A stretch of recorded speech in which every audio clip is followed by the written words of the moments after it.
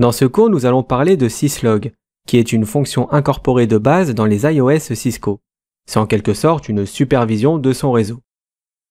Vous avez certainement déjà vu ce genre de message s'afficher lorsque vous êtes connecté sur un switch ou un routeur Cisco. Ces types de messages sont très utiles car ils sont affichés par défaut sur la console lorsqu'on est connecté dessus. Et pour ne manquer aucun message, il est même possible de les exporter vers un serveur syslog. Vous remarquerez que ces messages possèdent un horodatage. C'est pourquoi il faut bien s'assurer que l'ensemble de nos équipements soit bien à l'heure. On sait configurer la date avec la commande iOS clockset, mais il est préférable d'utiliser un serveur NTP pour être sûr que l'ensemble de nos périphériques soient tous à la même heure. La commande NTP server permet de configurer un serveur NTP. Ici, on utilise celui de ntp.org.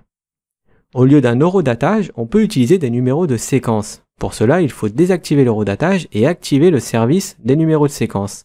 Et voilà le même message d'erreur de l'interface 01, mais cette fois-ci avec un numéro de séquence.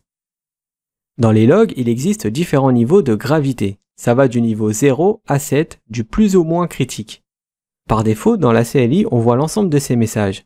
Si par exemple, on veut que seuls les logs à partir de l'état erreur s'affichent, alors on utilisera la commande login console error. Et la console affichera uniquement le niveau de gravité 3 et inférieur.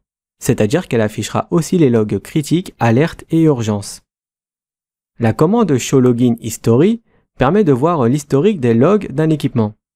Par contre, il ne stocke pas toutes les logs car ils sont enregistrés dans la mémoire vive de l'appareil. Et de plus, si on le redémarre, on perd toute l'historique du journal. C'est pourquoi le mieux est quand même d'utiliser un serveur externe pour stocker ces logs. Pour ça, rien de plus simple, il suffit de lancer la commande login plus l'IP du serveur qui stockera les logs. Par défaut, la commande login n'inclut pas les logs de débogage.